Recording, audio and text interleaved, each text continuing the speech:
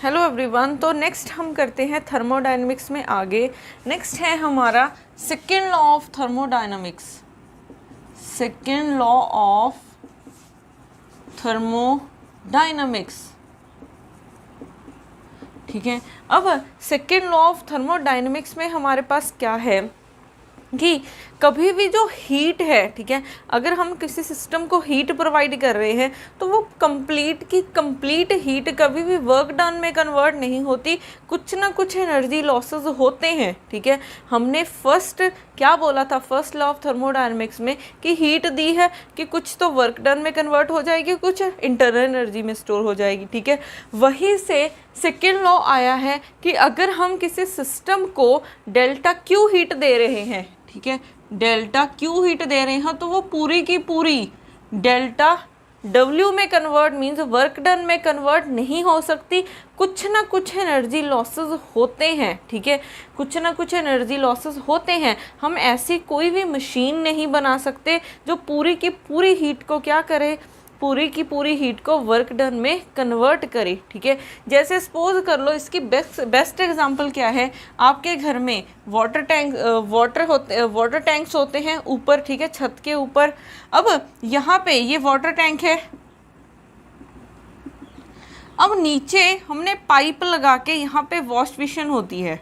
ठीक है, फिर यहाँ पे नीचे जो एक्स्ट्रा वाटर होता है वो सिंक में जाता है, यही होता है। अगर हम यहाँ पे सपोज कर लो मैंने हाथ धोने हैं, ठीक है, हाथ साफ करने हैं, तो मैं क्या करूँगी, टैब ओपन करूँगी। जब नीचे ऊपर से नीचे पाइप से पानी आएगा, ठीक है, तो वाटर आएगा, तो यहाँ पे जब मैं हाथ धोऊंगी तो कुछ जो वाटर है, ठीक है, कुछ वाटर मेरे हाथों में लग जाएगा। ठीक है, और जो बाकी वेस्ट वाटर होगा वो सिंक में चला जाएगा। तो आपने जितना वाटर लिया था यहाँ से, क्या वो पूरे का पूरा यहाँ पे चला गया है? ठीक है, कुछ ना कुछ तो वेस्ट हुआ है ना। ठीक है, तो पूरी की पूरी हम डेल्टा क्यू को डेल्टा डब्ल्यू में कन्वर्ट नहीं कर सकते, ऐसी हमने कोई भी मशीन नहीं बना सकते। ठीक है, तो अगर आपसे पूछा जाए कि सेकेंड लॉ क्या है, तो सेकेंड लॉ की पहले डेफिनेशन लिखते हैं। It is impossible to construct a machine. It is impossible to construct a machine which converts heat completely into work done.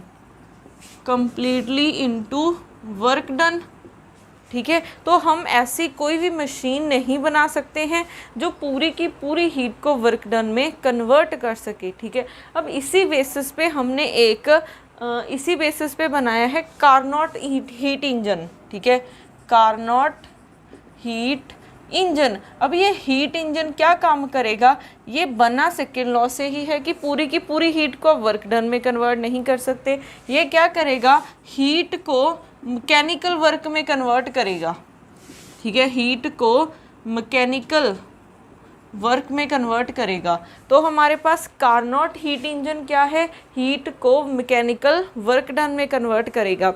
अब ये कन्वर्ट कैसे करता है, इसका प्रोसेस है, जैसे ये हमारा सोर्स है, ठीक है, सोर्स हमने रखा है T1 टेम्परेचर पे। ठीक है, यहाँ पे हमारे पास हम क्या करेंगे, कुछ वर्क कर रहे हैं। ठीक है, यहाँ पे हम कुछ वर्क कर रहे हैं और जो हम क्या कर रहे हैं, सोर्स से कुछ DQ हीट ले रहे हैं।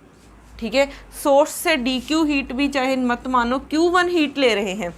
हम क्या कर रहे हैं, सोर्स है जो कि टेम्परेचर T1 पे है, यहाँ से हम हीट ले रहे हैं Q1 और उस हीट को लेके हम कुछ वर्क कर रहे हैं। ठीक है, जो बाकी हीट वेस्ट हो जाएगी वो हमारी कहाँ चली जाएगी, सिंक में चली जाएगी। ठीक है, यहाँ पे जो वेस्ट होगी वो Q2 यहाँ पे चली जाएगी सिंक पे। अब ये टेम्परेचर है T2। अब देखो, अब सोर्स का टेम्परेचर ज़्यादा होना चाहिए कि सिंक का। हमने एक ही चीज़ पढ़ी है, हीट कहाँ से कहाँ फ्लो होती है, हीट फ्लो होती है higher temperature to low temperature. तो हीट यहाँ से ले रहे हैं और यहाँ तक जा रही है, तो इसका हाइयर टेम्परेचर होना चाहिए और इसका लो टेम्परेचर। तो T1 is greater than T2। तो यहाँ से हमें पता चला कि सोर्स हमारी क्या होनी चाहिए, हाइयर टेम्परेचर बॉडी होती है। ठीक है, हाइयर टेम्परेचर बॉडी होती है। तो सोर्स हमारा हाई टेम्परेचर पे होगा और सिंक हमारा लो टेम्परेचर पे होगा। अब यहाँ पे देखो जो वर्क डन हुआ है, ठीक है, वर्क डन एनर्जी ही है, हमने कितनी एनर्जी वर्क डन में कन्वर्ट की है, ठीक है, कितनी एनर्जी वर्क डन में कन्वर्ट की है, कितनी एनर्जी की है, Q1 ली थी हमने और Q2 दे दी, तो बची कितनी, तो वर्क डन किसके इक्वल हो जाएगा, वर्क डन हो जाएगा Q1 minus Q2, work done किसके इक्वल हो जाएगा, Q1 माइनस Q2, ठीक है, जितना डिफरेंस आएगा एनर्जी उतना हमने वर्क डन किया है, तो ये हमारा वर्क डन हो गया। अब नेक्स्ट इसमें हमने क्या निकालना है, एफिशिएंसी क्या है इसकी, एफिशिएंसी क्या है, इसको हम डिनोट करते हैं ईटा के साथ। अब ये क्या होती है, input output by input, output by input, आपने इनपुट कितनी दी थी और आपको आउटपुट क्या मिल रही है, ठीक है, ये हमें कौन बताएगा, ये हमें पता चलेगा ईटा से। ये अगर 100% आ जाती है, ठीक है, अगर किसी की एफिशिएंसी 100% आ जाती है तो इसका क्या मतलब है कि जितनी आपने इनपुट ली थी उतनी ही आउटपुट में कन्वर्ट कर दी। बट सेकेंड लॉ ने क्या बोला है कि हम ऐसी कोई मशीन ही नहीं बना सकते कि जितनी आपने इनपुट दी थी, इनपुट ली थी, उतनी ही आउटपुट मिले, तो कभी भी एफिशिएंसी आपके पास 100% नहीं हो सकती, ठीक है, तो इसका ध्यान रखना। अब आउटपुट हमने क्या किया है, वर्क किया है, ठीक है, तो आउटपुट हमने वर्क किया है। इनपुट हमने क्या ली थी, इनपुट हमने Q1 ली थी, ठीक है, और वर्क डन की वैल्यू कितनी है, Q1 minus Q2 by Q1, इसको दोनों के नीचे लिखा तो Q1 bye Q1 minus Q2 by Q1, तो यहाँ से 1 माइनस Q2 बाय Q1 आ जाएगा, तो हमारे पास ईटा की क्या वैल्यू आ गई, 1 माइनस Q2 बाय Q1, ठीक है। अब यहाँ पे एक और रिलेशन होता है, वो रिलेशन क्या होता है, अब जैसे जैसे टेम्परेचर इंक्रीज करते हो वैसे वैसे क्या होता है, हीट प्रोड्यूस होती है, तो हमारे पास जो Q हीट है वो किसके डायरेक्टली प्रोपोर्शनल है, वो टेम्परेचर के डायरेक्टली प्रोपोर्शनल है। जैसे जैसे टेम्परेचर इंक्रीज होगा वैसे वैसे आपकी क्या होगी, हीट प्रोड्यूस होगी। अब यहाँ पे हम लिख सकते हैं Q1 is directly proportional to T1 और Q2 इज़ डायरेक्टली, अब यहाँ पे हम कांस्टेंट भी लगा सकते हैं, तो Q2 is equal to C into T2 हो जाएगा। दोनों को डिवाइड कर दो, Q1 बाय Q2, C के साथ C कैंसिल, तो T1 बाय T2 आ जाएगा। तो आपके पास एक कार्नोट साइकिल में ये रिलेशन बहुत यूज़ होते हैं, जैसे ये एक वर्क डन का है, फिर ईटा का फॉर्मूला है, फिर उसके बाद ये आ जाता है, ठीक है। आप इसको रिवर्स कर दोगे तो क्या बन जाएगा, Q2 by Q1 is equal to T2 by T1। यहाँ पे ईटा की क्या वैल्यू बन जाएगी, 1 माइनस T2 बाय T1, ठीक है। ईटा की वैल्यू आपके पास क्या बन जाएगी, 1 माइनस T2 बाय T1। तो ये कुछ फॉर्मूले हैं जो कि बहुत इंपॉर्टेंट है, ठीक है, कार्नोट साइकिल में। अब हमारे पास यहाँ पे, ठीक है, हमने वर्क डन भी निकाल लिया, एफिशिएंसी भी निकाल ली, उसके बाद ये रिलेशन भी कर लिया। अब हम करते हैं इसके रिलेटेड कुछ न्यूमेरिकल्स।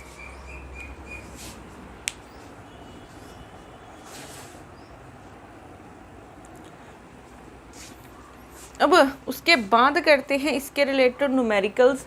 तो हमारे पास फर्स्ट है, a Carnot's heat engine is operating between source and sink whose temperature difference is 100 Celsius, ठीक है। अब उन्होंने क्या बोला है कि सोर्स एंड सिंक जिसका टेम्परेचर डिफरेंस कितना है, 100 डिग्री सेल्सियस है। अब हमारे पास यही होता है, ये सोर्स होता है, ठीक है, उसके बाद यहाँ पे हम वर्क डन करते हैं, फिर हमारे पास क्या हो जाता है, सिंक।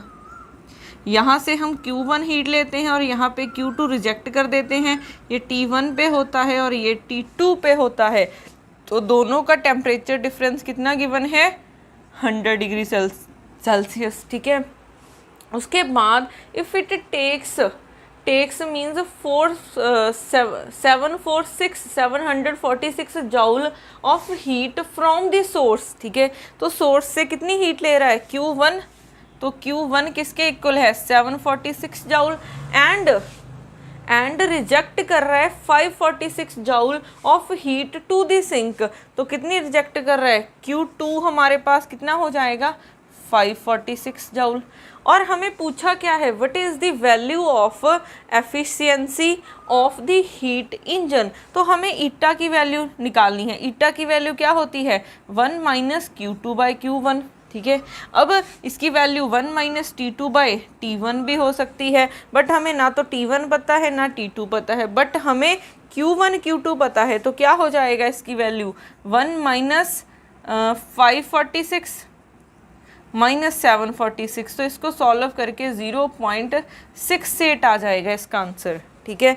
तो ईटा की वैल्यू आ जाएगी 0.286। तो हमारे पास फर्स्ट पार्ट ये हो जाएगा। सेकेंड पार्ट क्या पूछा है, find the temperature of source and sink, ठीक है। मीन्स हमें T1 और T2 की वैल्यूज़ निकालनी है। तो T1 और T2 की वैल्यूज़ हम कैसे निकाल सकते हैं, ठीक है। इनकी वैल्यूज़ के लिए हमें एक ही रिलेशन पता है, वो कौन सा कि Q1/Q2 किसके इक्वल है T1/T2 के, ठीक है। यहाँ से देखो Q1 की वैल्यू कितनी है 746/546 इज इक्वल टू T1/T2। अब हमें ना तो T1 गिवन है ना ही T2 गिवन है, बट हम क्या कर सकते हैं, अगर हम क्या करें यहाँ से T2 की वैल्यू निकाल लें, ठीक है। या फिर हाँ हम ऐसा करते हैं, पहले हम T2 की वैल्यू निकालते हैं, चाहे आप T1 की भी वैल्यू निकाल सकते हैं। तो यहाँ से T2 की अगर हम वैल्यू निकालें, T2 की वैल्यू निकाल रही हूँ तो क्या हो जाएगा T-100, ठीक है।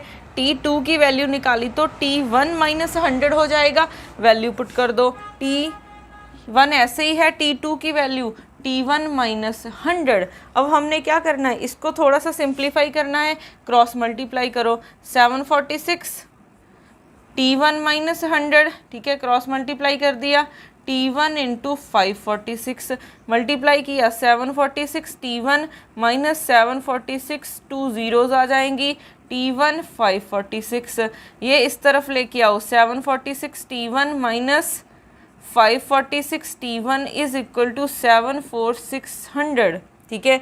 माइनस करोगे 200 आ जाएगा, इज इक्वल टू 746 600, ठीक है। हमने कुछ मिस्टेक की है क्या यहाँ पे, T2, अच्छा T2 की हमने वैल्यू निकाली है T1-100, ठीक है। यही वैल्यू है हमारे पास, T1 एज इट इज़ और T2 की वैल्यू T-100 मल्टीप्लाई किया है हमने, ठीक है। उसके बाद ये आ गया। तो यहाँ से हमारे पास, यहाँ से देखो ये 2 ज़ीरोज़ के साथ 2 ज़ीरोज़ कैंसिल, तो T1 की हमारे पास क्या वैल्यू आ जाएगी, तो यहाँ से T1 किसके इक्वल आ जाएगा, 2 को डिवाइड कर दो 746/2, तो यहाँ से आ जाएगा 3, ठीक है। फिर आएगा 7 3, तो ये इतना आ गया है आपके पास, ठीक है। T1 की वैल्यू 373 आ गई है। अब अगर आप इसको देखोगे ये किस में आई है, ये केल्विन में आई है, ठीक है। अब अगर हम क्या करें इसको डिग्री में क्योंकि हमने क्या किया, इसको किस में कन्वर्ट करेंगे, डिग्री सेल्सियस में अगर हमने देखना है तो इसका आंसर क्या बनेगा, इसमें से माइनस कर दो 373 माइनस 273 माइनस करोगे तो ये 100 डिग्री सेल्सियस आ जाएगा, ठीक है। T1 की वैल्यू 100 डिग्री सेल्सियस आ जाएगी। उसके बाद हमारे पास ये दोनों का डिफरेंस कितना है 100 है, ठीक है। तो अगर T1 की वैल्यू 100 है तो T2 की वैल्यू क्या हो जाएगी, यहाँ से T2 क्या हो जाएगा T1-100, तो 100-100 कितना हो जाएगा 0, तो T2 की वैल्यू हमारी 0 डिग्री सेल्सियस हो जाएगी, ठीक है। तो T1 की वैल्यू 100 डिग्री सेल्सियस और T2 की वैल्यू 0 डिग्री सेल्सियस। अब यहाँ पे हम इसको सेल्सियस में भी ले सकते हैं, केल्विन में भी ले सकते हैं, दोनों का डिफरेंस देखना है, ठीक है। दोनों का डिफरेंस चाहे केल्विन में देखो चाहे डिग्री सेल्सियस में देखो, बात सेम रहेगी, ठीक है। तो ऐसे हम सिर्फ फॉर्मूलेज 2 यूज़ हो रहे हैं, एक ईटा का फॉर्मूला और एक हमारे पास ये वाला फॉर्मूला, ठीक है। अब करते हैं नेक्स्ट क्वेश्चन। तो नेक्स्ट क्वेश्चन में क्या है, an engine absorbs heat at a temperature of 1000 kelvin, ठीक है, वो क्या कर रहा है, हीट को ऑब्जॉर्व कर रहा है। तो हीट हम कहाँ से ऑब्जॉर्व करते हैं, यही होता है, ये सोर्स है, ये हमारे पास हम वर्क डन करते हैं, वर्क, और ये हमारे पास क्या हो जाता है, सिंक, ठीक है। ये T1 टेम्परेचर, T2, यहाँ से Q1 लेते हैं और यहाँ से Q2 देते हैं। तो वो क्या कर रहा है, T1 टेम्परेचर, ठीक है, उन्होंने कहा है engine absorb heat at a temperature of 1000 kelvin. तो इस टेम्परेचर से ऑब्जॉर्व कर रहा है, तो T1 की value 1000 kelvin and reject heat at 600। तो यहाँ पे रिजेक्ट कर रहा है, तो T2 की वैल्यू 600 आ जाएगी। If the engine operates at maximum possible efficiency the amount of work done perform by the engine, ठीक है, performed by the engine for 2000 joule heat input, ठीक है। हीट इनपुट मीन्स उसने यहाँ से कितनी हीट ली है, 2000, तो Q1 की कितनी वैल्यू आ गई है, 2000 आ गई है, ठीक है। अब हमें क्या निकालना है, वर्क डन निकालना है। वर्क डन होता है Q1 माइनस Q2। अब यहाँ पे हमें Q1 तो पता है बट Q2 नहीं पता है, ठीक है। तो हम Q2 की वैल्यू कैसे निकाल सकते हैं, ठीक है। अब देखो रिलेशन वही यूज़ करोगे, Q1 by Q2 is equal to T1 by T2। यहाँ से Q2 की वैल्यू निकालनी है, तो क्या आ जाएगी, Q1 into T2 by T1, ठीक है, मल्टीप्लाई करो। Q1 की वैल्यू 2000 है, इंटू T2 की वैल्यू 600 बाई T1 की 1000। तो यहाँ से कितनी आ गई, 2 ज़ीरोज़ के साथ 2 ज़ीरोज़ कैंसिल, एक ये कैंसिल, तो ये 1200 आ गई, ठीक है। तो ये इतना आ जाएगा। Q1 कितना है हमारे पास, Q1 2000 है माइनस 1200, तो ये आ गया है 800 जूल, ठीक है। तो यहाँ से ऑप्शन सी क्या हो जाएगा, करेक्ट हो जाएगा। तो सिर्फ स्टेटमेंट रीड करनी आनी चाहिए और एक स्टेटमेंट सफिशेंट होती है क्वेश्चन इसको सॉल्व करने के लिए, ठीक है। तो एक एक लाइन का मतलब समझना क्वेश्चन में कि क्या गिवन है आपको।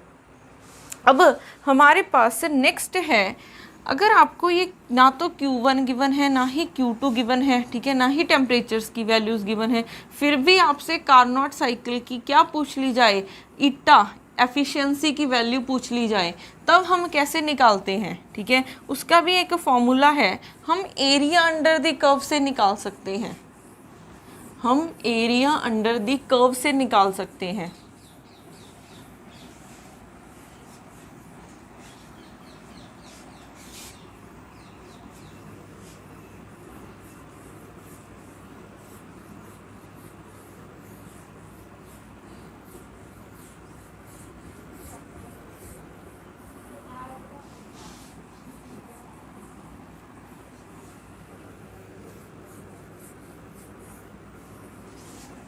अब सपोज कर लो आपको कुछ ऐसा गिवन है, ठीक है, इस तरफ S है और इस तरफ ये कुछ, इस तरफ T होगा, इस तरफ S गिवन है, ठीक है। आपको ये गिवन है, सपोज कर लो A B C D, ये आपको कुछ ऐसे एक क्लोज्ड कर्व बोल सकते हो, एक साइकिल गिवन है, ठीक है। उन्होंने पूछ लिया कि इस साइकिल की आपको एफिशिएंसी निकालनी है, ईटा की वैल्यू निकालनी है। तो ईटा की वैल्यू कैसे निकाल सकते हैं, ईटा की वैल्यू होती है एरिया, ठीक है, area of the curve, area of the curve जैसे ABCD डिवाइडेड बाय क्या हो जाएगा, area under the curve, area under the curve कितना है, ठीक है, एरिया अंडर दी, पहले तो हमने सिर्फ इतना एरिया निकालना है, ठीक है, ऊपर हमने कितना लिखना है, सिर्फ इस साइकिल के अंदर कितना एरिया है, और divided by area under the curve means ये हो जाएगा,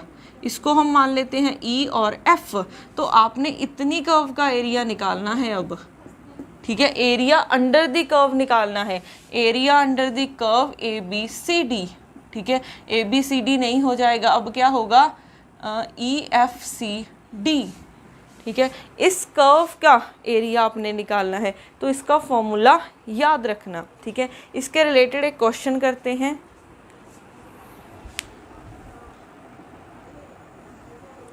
अब उसके बाद इसके रिलेटेड न्यूमेरिकल करते हैं। अब हमें क्या गिवन है, the energy temperature diagram energy temperature, यहाँ पे एनर्जी होगी फिर, ठीक है, एनर्जी टेम्परेचर। अब आपको यहाँ पे कोई भी वेरिएबल हो सकते हैं, पीवी की टर्म्स में भी गिवन हो सकता है, तो वहाँ पे कंफ्यूज नहीं होना, सिर्फ उसका फॉर्मूला याद रखना, ठीक है। As shown in the figure the efficiency of the engines are eta A and eta B respectively, which one of the following inequalities is correct. Eta A, ये वाले हमने निकालने हैं कि इसकी कौन सी इनइक्वालिटी से करेक्ट होगी। अब हमें ईटा ए निकालना है, ठीक है। ईटा ए मीन्स इस कर्व का एरिया, ठीक है। इस कर्व के एरिया को सपोज कर लो हम कुछ ऐसे नोटेशंस दे देते हैं, ठीक है, सी डी ई एफ, तो इसकी हमने निकालना है एरिया, ठीक है। Area of C D E F, ठीक है, डिवाइडेड बाय क्या हो जाएगा, एरिया अंडर बोल सकते हैं इस कर्व के अंडर कितना एरिया है, ठीक है, area under E F curve, ये हो जाएगा। अब हमने पहले सिर्फ इतने पोर्शन का एरिया निकालना है, सिर्फ इतने पोर्शन का एरिया निकालना है, ठीक है। इतने पोर्शन का एरिया सपोज कर लो, क्योंकि ये परफेक्ट आपको गिवन होंगे, आपको पता चलेगा कि ये सेम साइज़ के हैं, ये भी सेम साइज़ के हैं, और ये ना आपको दिख रहा है कि ये इन दोनों में डिफरेंस इतना है, ये सेम ही गिवन है, ठीक है। ये ऐसे मान लो 1 2 ये 3 है, प्रॉपर गिवन है, ठीक है, ये आपको क्वेश्चन में गिवन होगा। इसको भी हमने 1 मान लिया, फिर 2, ये 3 और ये 4 हो जाएगा। तो इसका एरिया हमारे पास, ये एक रेक्टेंगल है, तो इसका एरिया कितना होगा 2 - 1, ठीक है, 2 - 1, और यहाँ पे कितना है, ये ऊपर 4 है नीचे 1 है, तो 4 - 1 डिवाइडेड बाय, अब पूरे का एरिया देखो, अब पूरे का एरिया देखा तो कितना हो जाएगा 2 - 1, फिर यहाँ से यहाँ तक मीन्स 4 - 0, 4 - 0, तो ये 1 × 3, फिर ये 1 × 4, तो ये हो जाएगा 3/4। हमारे पास ईटा ये कितना आ गया है, 3/4 आ गया है। अब हम निकालते हैं ईटा बी, तो ईटा बी सेम इतना एरिया, ठीक है, तो इतना एरिया कितना होगा हमारे पास 4 - 3, ठीक है। फिर यहाँ से यहाँ तक कितना है, ये 4 पे है और ये 1 पे है, तो 4 - 1 डिवाइडेड बाय, फिर इस कंप्लीट का एरिया निकालना है, तो कंप्लीट का एरिया 4 - 3, क्योंकि लेंथ इनटू ब्रेड्थ ही होता है, 4 - 3, फिर यहाँ से यहाँ तक का एरिया कितना हो जाएगा 4 - 0, 4 - 0, तो यहाँ से क्या हो गया 1 × 3 डिवाइडेड बाय 1 × 4, तो ये कितना आ गया 3/4। तो ईटा बी भी 3/4 आया है, ईटा ए भी कितना आया है 3/4, तो यहाँ से ईटा ए किसके इक्वल हो जाएगा, ईटा बी के, तो यहाँ से हमारे पास ऑप्शन बी करेक्ट हो जाएगी। तो ऐसे सिर्फ फॉर्मूला याद रखना है, ठीक है। तो ये किसके इक्वल होता है, area of the curve and area under the curve आपने लेना है, ठीक है। अब इसके बाद हमने कार्नोट साइकिल की जो ईटा की वैल्यू हमने क्या लिखी थी,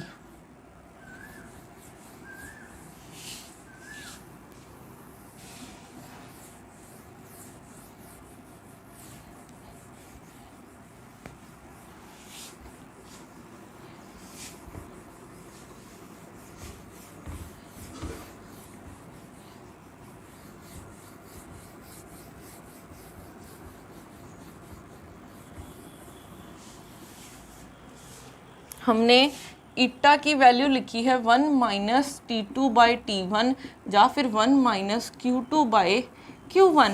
अब देखो, अगर आपने एफिशिएंसी को ज़्यादा रखना है, ठीक है, फॉर मोर ईटा, ठीक है, तो हम क्या कर सकते हैं, या तो अगर 100% ईटा की वैल्यू 100% मीन्स इसकी वैल्यू क्या होनी चाहिए 1, फॉर 100% रिजल्ट के लिए ईटा की वैल्यू क्या हो जानी चाहिए 1 हो जानी चाहिए। तो 1 वैल्यू कैसे आएगी, 1 वैल्यू ऐसे आएगी, या तो T2 को क्या कर दो ज़्यादा कर दो, ठीक है, नहीं, या तो T2 को कम कर दो या फिर T1 को क्या कर दो लार्ज कर दो, ठीक है। क्या कर सकते हो, T2 को स्मॉल कर दो अगर आपने 100% लेने हैं रिजल्ट, और T1 को क्या करोगे लार्ज कर दोगे, ठीक है, क्योंकि आपने क्या करना है, इस फैक्टर को कम करना है। तो कम कैसे करते हो, न्यूमिनेटर को कम कर दो या फिर डिनोमिनेटर को ज़्यादा कर दो। तो या तो हम T2 को स्मॉल कर सकते हैं या फिर T1 को लार्ज कर सकते हैं, ठीक है। तो ये भी याद रखना कि 100% अगर एफिशिएंसी चाहिए तो आपको T2 को स्मॉल करना होगा और T1 को लार्ज करना होगा, ठीक है। मोस्टली T2 को हम ज़्यादा स्मॉल नहीं कर सकते, तो हम क्या कर सकते हैं, सोर्स का टेम्परेचर ज़्यादा इंक्रीज़ कर देते हैं, ठीक है। तो इसका भी ध्यान रखना। अब उसके बाद हमारे पास आता है हीट पंप। हीट पंप क्या होता है, इसको ये क्या होता है, रिवर्स ऑफ कार्नोट साइकिल, ठीक है, रिवर्स ऑफ कार्नोट साइकिल, ठीक है। अब देखो ये रिवर्स का क्या मतलब है, ये रिवर्स का मतलब है जनरेटर, ठीक है। अब रिवर्स मीन्स आपने क्या करना है, पहले हम सोर्स से ले रहे थे हीट, अब आपने क्या करना है, सिंक से हीट लेनी है, ठीक है। अब प्रोसेस थोड़ा सा उल्टा चलेगा यहाँ पे। अब आपने सोर्स से, सॉरी सिंक है और इस तरफ सोर्स है, तो बिल्कुल उल्टा प्रोसेस चलाओगे, ठीक है। पहले आपने सोर्स से कार्नोट साइकिल में आपने सोर्स से हीट ली थी और सिंक की तरफ जा रहे थे, बट अब ये क्या है, ये हीट पंप क्या करता है, फ्रिज में क्या होता है, फ्रिज हमारी क्या करती है, हम गर्म चीज़ को रखते हैं और वो क्या करके देती है, आपको ठंडा करके देती है। वो ठंडा कैसे करती है, अब वो देखो, ये क्या है, सिंक है हमारे पास, ठीक है। अब ये सिंक मीन्स जो आपने कंटेनर रखा है उसमें गर्म चीज़ रखी होगी, वो क्या करेगा, वहाँ से हीट लेगा, ठीक है। वहाँ से हीट लेके उस पर कुछ वर्क करेगा, वहाँ से हीट ली और उस सिस्टम पे वर्क करेगा वो, ठीक है। वर्क करके क्या कर देगा, इस सिस्टम को इस सोर्स से ज़्यादा टेम्परेचर पे ले आएगा, ठीक है। इस सोर्स को, इस सिस्टम को, ठीक है, सोर्स से ज़्यादा टेम्परेचर पे ले आएगा। तो हीट हमारी, क्योंकि हीट कहाँ से कहाँ फ्लो करती है, higher temperature to lower temperature. अब इसका हाइयर टेम्परेचर हो गया, इसका लोअर टेम्परेचर हो गया, तो हीट ऐसे फ्लो कर जाएगी, ठीक है। तो आपने सपोज कर लो Q1 ली है, तो यहाँ पे क्या चली जाएगी, Q2 चली जाएगी। तो आपने बेसिकली किया क्या है, सिंक से Q1 हीट ली, ठीक है। अब ये हीट यहाँ पे तो नहीं जा सकती, क्यों नहीं जा सकती, क्योंकि ये हाइयर टेम्परेचर बॉडी है। Heat high, lower to higher कैसे जाएगी, तो वो कैसे जाएगी, हमने हीट ली, उस पर कुछ वर्क किया, वर्क करने के बाद हमने क्या किया, इसका टेम्परेचर इंक्रीज कर दिया, ठीक है। हीट लेके उस पर वर्क किया, तो वर्क करने पे क्या होगा, हमने उसका टेम्परेचर इंक्रीज कर दिया। टेम्परेचर इंक्रीज करने का मतलब है इस बॉडी का टेम्परेचर इससे ज़्यादा है, तो इससे हीट यहाँ पे फ्लो हो जाएगी, ठीक है। तो ये कार्नोट साइकिल से बिल्कुल उल्टा प्रोसेस होता है हीट पंप। अब इसमें हमारे पास वर्क क्या होगा, Q1 माइनस Q2, ठीक है। वर्क हमारा सेम रहेगा, Q1 माइनस Q2। अब यहाँ पे हम एक पॉइंट निकालते हैं, coefficient of performance, coefficient of performance ये किसके इक्वल होता है, इसको हम K से डिनोट करते हैं। ये होता है Q2 बाय वर्क डन, और ये Q2 बाय कितना हो जाएगा, आप ना इसकी नोटेशंस पहले वाली रखो ताकि आप कंफ्यूज ना हो, ठीक है। यहाँ पे Q1 जाएगा और यहाँ पे Q2 जाएगा, ठीक है, तब आपकी नोटेशन सेम रहेंगी। तो Q2 बाय क्या हो जाएगा, Q1 माइनस Q2, ठीक है। तो हम हीट पंप में क्या निकालते हैं, कोफिशिएंट ऑफ परफॉर्मेंस, इसका भी ध्यान रखना।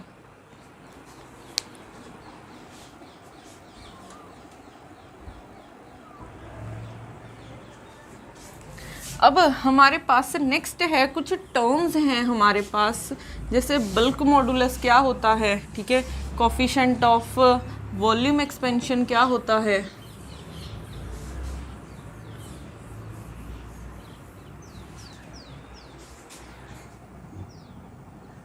और हमारे पास फर्स्ट है आइसोथर्मल कंप्रेसिबिलिटी क्या होती है, आइसोथर्मल कंप्रेसिबिलिटी, ठीक है। आइसोथर्मल कंप्रेसिबिलिटी हमारे पास क्या होती है, इसको हम डिनोट करते हैं अल्फा के साथ, ठीक है।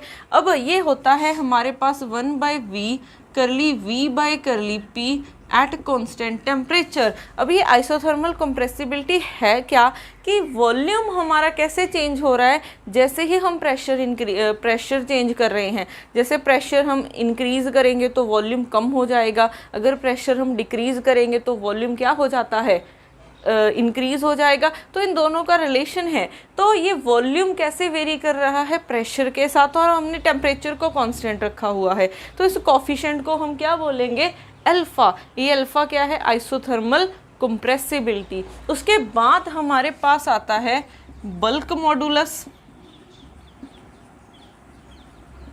ठीक है।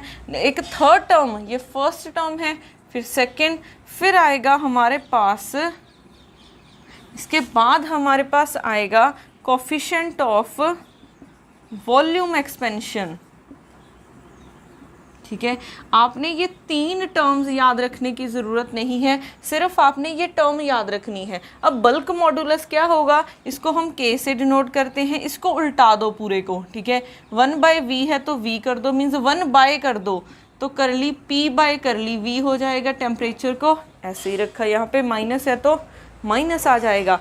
आइसोथर्मल कंप्रेसिबिलिटी को उल्टा दो तो 1/V है तो V, इन दोनों को इंटरचेंज किया तो ये बन जाएगा। तो बल्क मॉडुलस क्या है कि वॉल्यूम चेंज करने की वजह से प्रेशर कैसे चेंज हो रहा है, तो इस कोफिशिएंट को हम क्या बोलते हैं, बल्क मॉडुलस। अब कोफिशिएंट ऑफ वॉल्यूम एक्सपेंशन क्या हो जाएगा, इन दोनों को इंटरचेंज कर दो सिर्फ, ठीक है। इन दोनों को इंटरचेंज किया तो अल्फ़ा क्या हो जाएगा, -1/V करली V/, इन दोनों को इंटरचेंज करेंगे करली T। तो कोफिशिएंट ऑफ वॉल्यूम एक्सपेंशन क्या है कि आपका वॉल्यूम टेम्परेचर के साथ कैसे चेंज हो रहा है जब हमारा क्या है, प्रेशर कांस्टेंट है। तो सिर्फ ये टर्म को याद रखना, ये टर्म तो एज इट इज़, ठीक है, याद हो जाती हैं। अब नेक्स्ट, अब अगर हम आइडियल गैस के लिए, ठीक है, आइडियल गैस के लिए फाइंड करना हो, आइडियल गैस के लिए अगर हमने फाइंड करना हो क्या, आइसोथर्मल कंप्रेसिबिलिटी। अब ideal gas means PV = nRT होता है। अब हमें क्या चाहिए, वॉल्यूम चाहिए, तो वॉल्यूम किसके इक्वल हो जाएगा, nRT/P। हमें करली V/करली P चाहिए, करली V/करली P, तो डेरिवेटिव कर दो और टेम्परेचर को कांस्टेंट रखना है, ठीक है। 1/P का डेरिवेटिव क्या हो जाएगा, -1/P², ठीक है। तो ये वाली वैल्यू यहाँ पे पुट कर दो तो अल्फ़ा क्या हो जाएगा, -1/V की value nRT/P into nRT minus है और P² है, ठीक है। तो यहाँ से ये कैंसिल, अल्फ़ा की वैल्यू माइनस ये P ऊपर चला जाएगा डिवाइडेड बाई P², एक कैंसिल हुआ तो -1/P, सॉरी ये माइनस माइनस तो प्लस हो गया है, तो अल्फ़ा की वैल्यू क्या आ गई, 1/P। तो ऐसे आप निकाल सकते हो, ठीक है, आइसोथर्मल कंप्रेसिबिलिटी की वैल्यू, ठीक है। अब इससे बाद, ठीक है, थर्मोडायनेमिक्स का नेक्स्ट पार्ट हम नेक्स्ट लेक्चर में करेंगे।